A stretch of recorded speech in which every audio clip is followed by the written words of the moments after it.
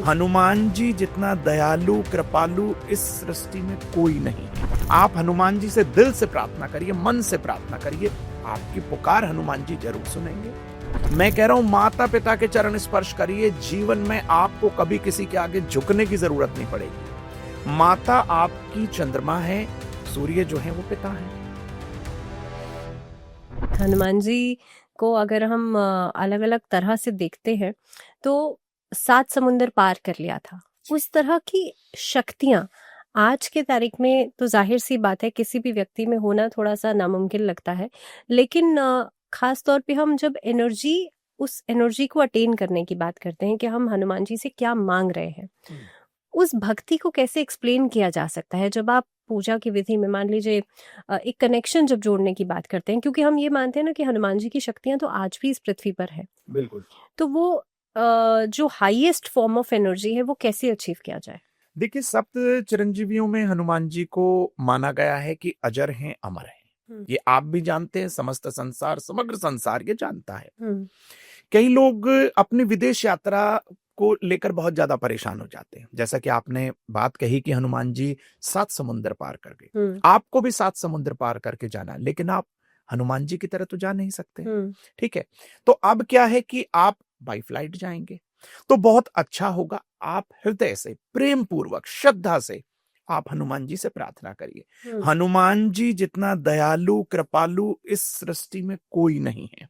करना क्या है, कुछ आपको पैसे नहीं खर्चने होंगे भावना जी। अच्छा। या जो लोग हमें देख रहे हैं, सुन रहे हैं, कोई पैसे नहीं खर्चने उन्हें। विदाउट पैसे खर्चे हुए, मतलब किसी भी तरीके से पैसे नहीं खर्चने, बहुत ज्यादा बड़े लंबे चौड़े अनुष्ठान नहीं करने हैं।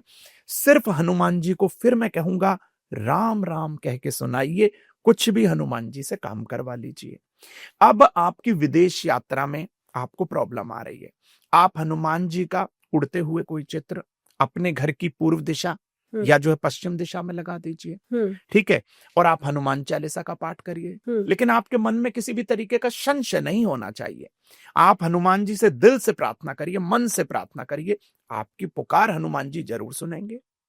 अगर आपके घर में पारिवारिक कलह कलेश है, आपको लगता है कि भाई बहुत सारी मतलब टेंशन है लाइफ में, जीवन में परेशानियां बहुत ज्यादा हैं, आप हनुमान जी के सामने घी का दीपक जलाइए, उन्हें हो सके तो मीठा पान अर्पित कर दीजिए, उन्हें बेहद प्रिय है, मीठे पान का बीड़ा आप उन्हें दीजिए। और उसी के साथ ही फिर से मैं कहूंगा, आप हनुमानाष्टक का पाठ करना शुरू कर सकते हैं। अच्छा। हनुमानाष्टक का पाठ करिए, आपके पारिवारिक कलह कलेश खत्म हो जाएंगे। सचिन जी, कई बार कोर्ट कचहरी के मामले घर में हो जाते हैं और खास तौर पे अगर किसी की गलती नहीं भी है तो भी मुकदमेबाजी हो जाती है। ऐसे में हनुमान जी की पूजा बहुत ज्यादा लाभदायक बताई गई है, विधि क्या होनी चाहिए?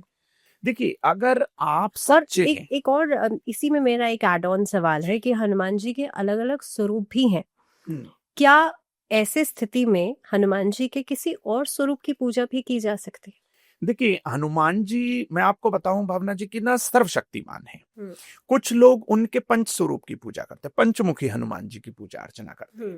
पंचमुखी हनुमान जी की पूजा अर्चना लोग अक्सर अपने घर में उनका विग्रह स्थापित करके करने लग जाते हैं। अच्छा। लेकिन आपको उसके लिए घर में बहुत ज्यादा नियम संयम अपनाना होगा।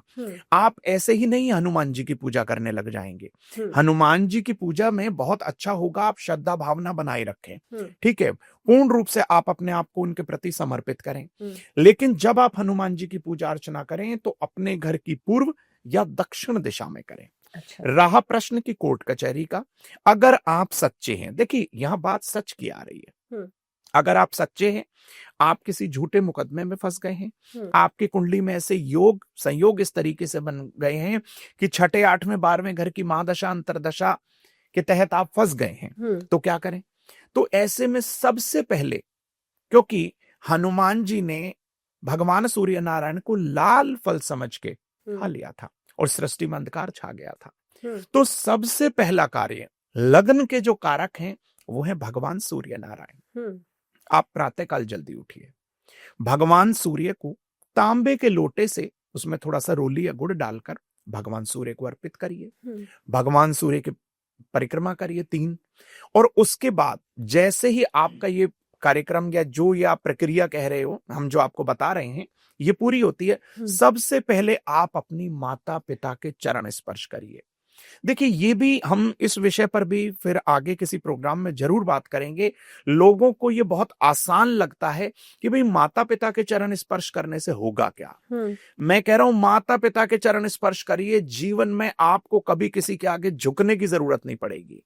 माता आपकी चंद्रमा है, सूर्य जो है वो पिता है।